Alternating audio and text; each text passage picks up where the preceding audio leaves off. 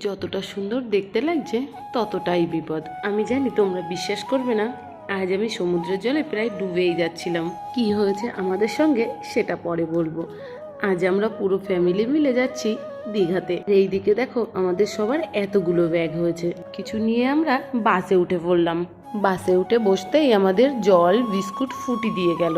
আমরা সবাই নিজের নিজের মতন সিটে বসে পড়লাম, আর আমি আর মাম্মাম একটা ফুটি খুলে খেতে শুরু করলাম।